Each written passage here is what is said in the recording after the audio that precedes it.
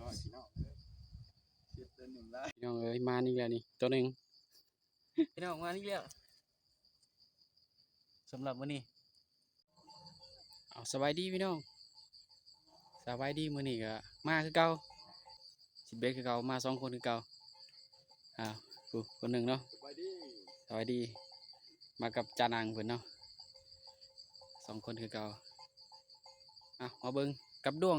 คูณคือเก่าพี่น้องสิได้มานหรือบ่มานมื้อนี้เอาเบิ่งตามชมต่อกัน ใหม่เป็ดคันใหม่คือเก่าพี่น้องนี่แหละกับน้องน้อยๆนี่แหละ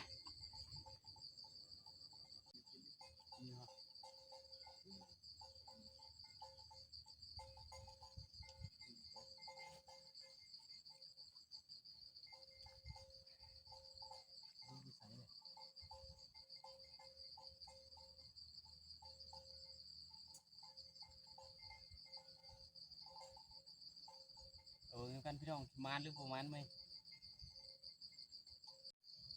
ไปพี่น้องใหญ่บ่อนนี้เดียว ใหญ่ตลอดใหญ่จากมองนี้ใหญ่มอง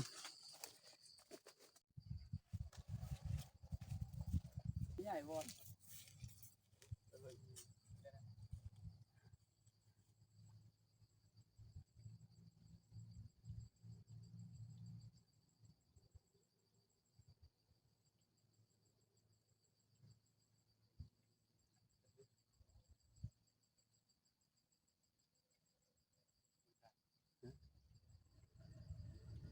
ไปเรื่อยไปคิดผม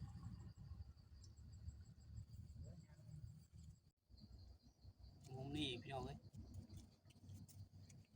คือบ่มาลุ้นน้ำกัน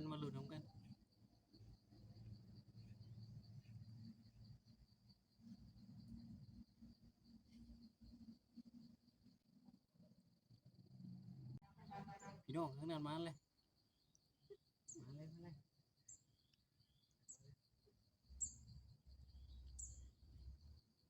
เฮ้ยอันนั้นเย้นะเย้มาอยู่เบิด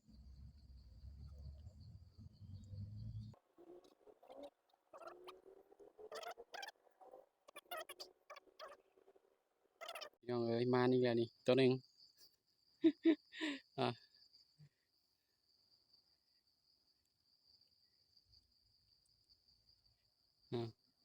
สำหรับมื้อนี้เกือบปล่อยไปพี่น้อง ตัวใหญ่คนเนาะตัวใหญ่โพด ว่าเก่งน้อยพี่น้องเอ้ยนี่แหละน้องใหม่ใหญ่กว่าใหม่อีกแล้วมาเบิ่งอยู่นี่สิมานหรือบ่มานพี่น้องคันบ่มานก็สิได้กลับเลยพี่น้องเอ้ย สิไปห้วยใหม่พุ่นแหละมาลุ้นกันงูสิงพี่น้องร้อยพี่น้องเจ็ดเดือนหนึ่งได้แล้ว เสร็จแล้ว1 ลายนี่โอ้สิงพี่น้อง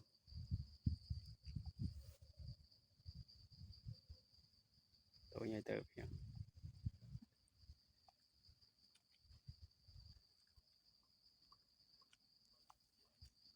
ดึงเด้อบ่คือบ่เห็นดึงปลานี่ดึงอยู่ได้พี่น้องนี่จมเลยพี่น้องจมแล้วจมเลยจมเลย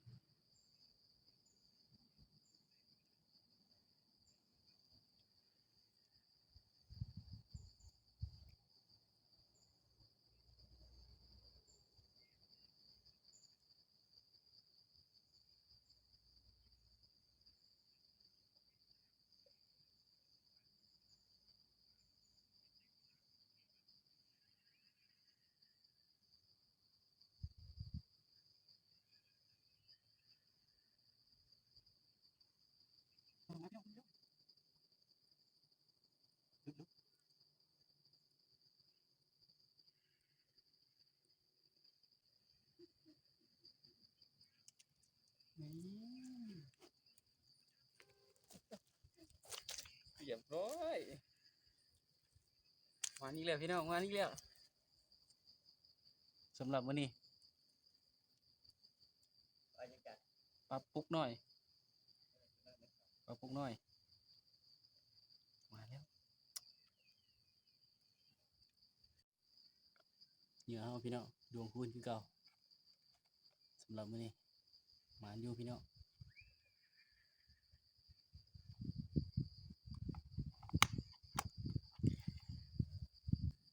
กำลังกินพี่น้อง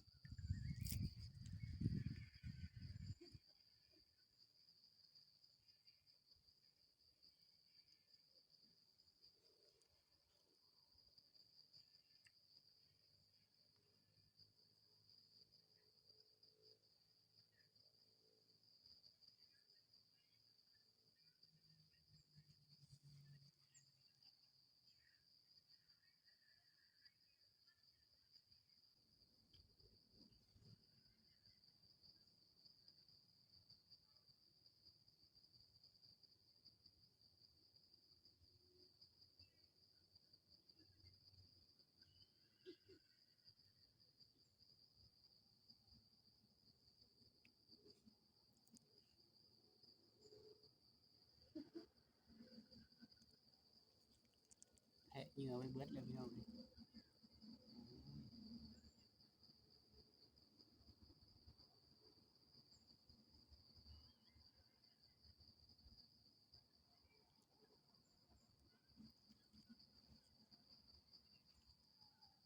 อ่ะมันบ่ได้ปลาแล้วก็สิกลับไปแล้วบัดนี้ มาผิดคิวเลย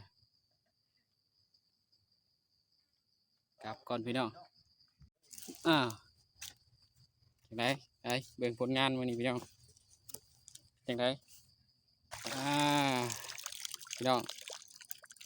ได้อยู่3 โต 4 โตพี่น้องผ่านไปนี่ชั่วโมงเดียวเนาะชั่วโมงเดียวเนาะผ่านเลยประมาณอยู่แต่ว่าบ่เห็นปลาเนาะพี่น้องเราสิได้กลับกันกลับพี่น้องกลับแดดแห้งเป็นพิเศษมื้อนี้เนาะพักเที่ยงกลับก่อน